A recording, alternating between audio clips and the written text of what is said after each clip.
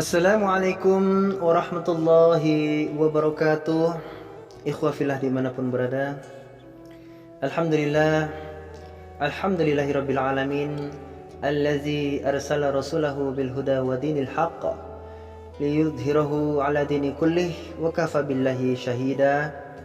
Asyhadu an la ilaha illallah wahdahu la syarikalah wa asyhadu anna Muhammadan abduhu wa rasuluh la nabiyya ba'dah. Allahumma salli ala Muhammad wa ala ali Muhammad, amma ba'd.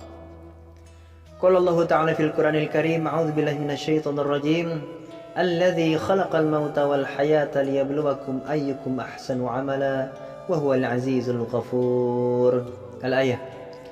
Ikhwafillah yang dimuliakan Allah, di kultum pagi ini insyaallah saya akan bahas secara ringkas bagaimana menyikapi ujian dalam kehidupan.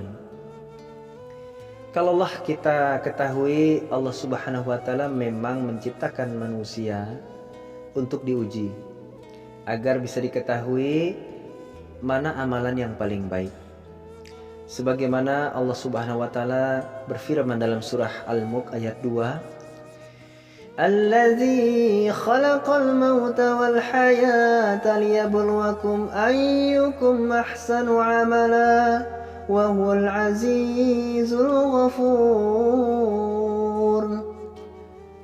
Alladzi khalaqal mauta wal hayata liyabluwakum ayyukum ahsanu amala, yang menciptakan mati dan hidup untuk menguji kamu siapa di antara kamu yang paling baik amalannya, dan Allah Maha Perkasa, Allah Maha Pengampun.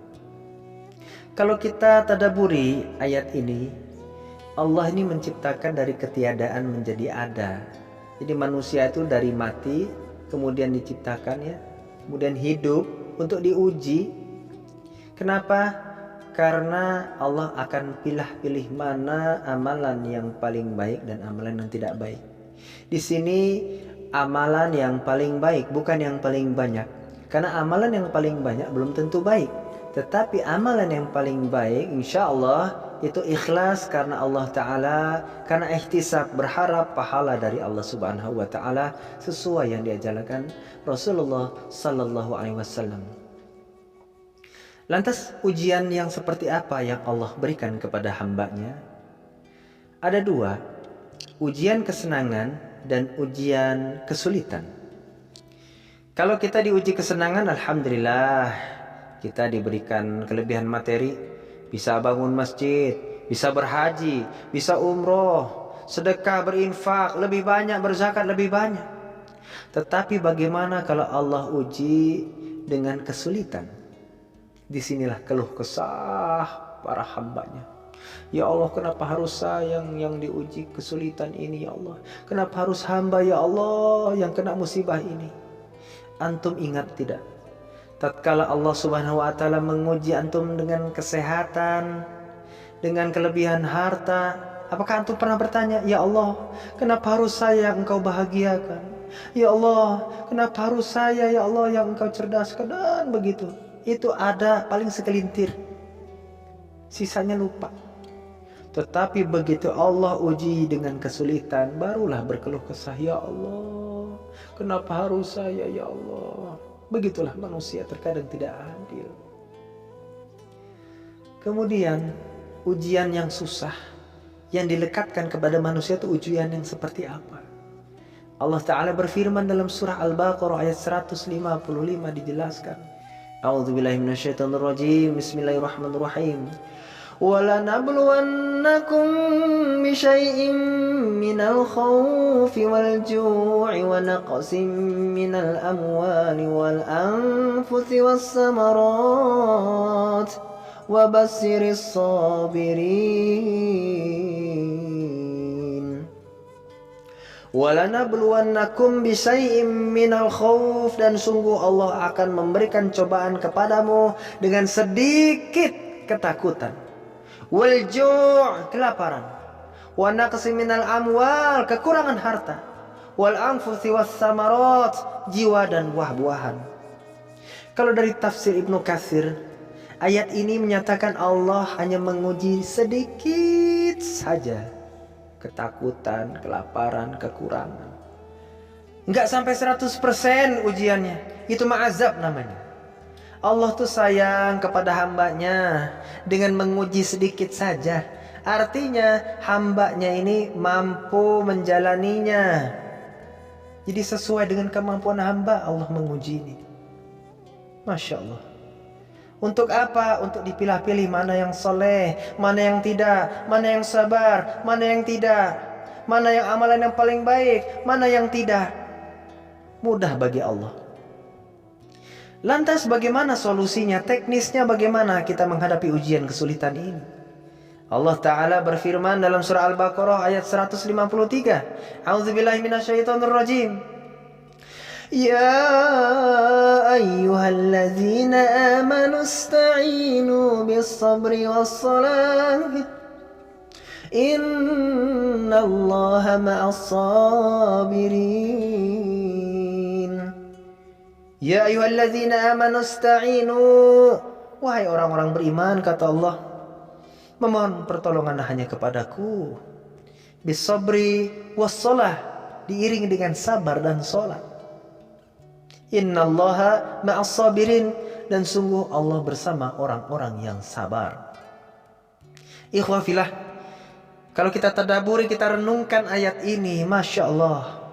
Allah tuh ingin kita menetes air mata dengan doa. Allah tuh ingin kita ini berdoa hanya kepada Allah. Kalau Allah kita sakit, kita berdoa kepada Allah, itu perantaranya dokter. Ya, tetapi yang menentukan sembuh tidaknya tetap Allah. Jadi berdoa hanya kepada Allah, pertolongan hanya kepada Allah. Kalau makhluk lain seperti dokter dan lain sebagainya itu hanya perantara saja. Hanya 3 Allah ini mengabulkan. Yang pertama cash and carry. Jadi doa antum itu langsung dikabul. Saat itu juga dikabul. Yang kedua, Allah nanti akan tangguhkan dulu sampai pantas kira-kira menerima. Ini ibarat seperti anak kecil meminta pisau ke mamanya. Mak minta pisau, mak minta pisau, mak minta pisau. Kemudian mamanya bilang, jangan nak, ini akan melukai tanganmu. Nanti saja kalau kau sudah besar. Nanti saja kalau kau sudah faham akan penggunaan pisau. Begitu pula Allah akan kabulkan kalau kita sudah dianggap memantaskan diri. Anggap pantas, barulah dikabulkan.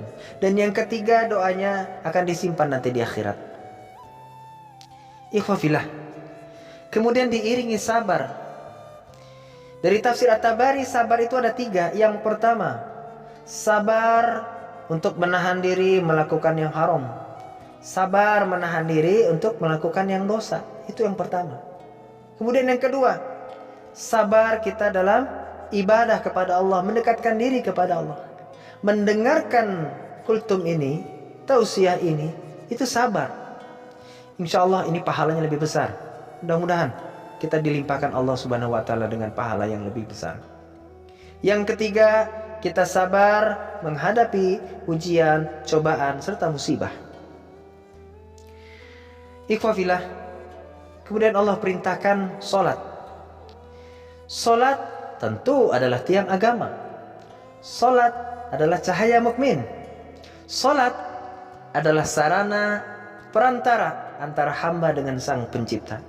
Kalau sholatnya baik, bacaannya baik, dimengerti, insya Allah sukses antum di dunia akhirat. Ikhwafillah, Allah itu ingin memanjakan hambanya. Tetapi begitu Allah ingin memanjakan, kita ada di mana? Coba renungkan pernyataan ini. Wahai antum, ketika Allah ingin memanjakan antum, mencari antum salat berjamaah di masjid, antum ada di mana? Antum ada di mana? Apakah antum sibuk dengan pekerjaan? Sibuk mencari nafkah? Bahkan mungkin sibuk berleha-leha. Sehingga Allah ingin memanjakan orang-orang yang salat berjamaah di masjid, antum gak ada di situ. Kemudian di waktu duha Allah ingin memanjakan antum, tetapi antum tidak sholat duha. Kenapa? Karena antum sudah keburu dengan rutinitasnya, gak sempat lagi sholat duha. Baiklah, kata Allah, begitu Allah turun ke langit dunia di sepertiga malam, sengaja Allah turun ke langit dunia. Kenapa? Karena Allah berfirman, berdoalah kepadaku maka aku kabulkan, memohonlah padaku ampunan maka aku ampuni. Tetapi antum ada di mana? Antum tidur terlelap, tidur nyenyak, terbuai dengan mimpi, sehingga antum gak sempat untuk tahajud, bangun memohon bermunajat kepada Allah. Jadi Allah ini ingin memanjakan antum, tapi antum tidak ada di listnya Allah. Sama seperti puasa Senin Kamis, antum makan aja terus, tidak ada puasa-puasanya. Kemudian Allah ingin memanjakan orang yang membaca Quran, Quran gak dipegang juga. Jadi debu itu Quran itu di rumah, simpan saja sudah. Nah, kalau kita renungkan ini, kita renungkan Allah ini mau memanjakan kita ada di mana? Dengan amalan apa yang kita bisa Allah tuh manjain kita? Yang ibadah-ibadah sholat saja terkadang kita lupa, terkadang kita terlewat. Subhanallah.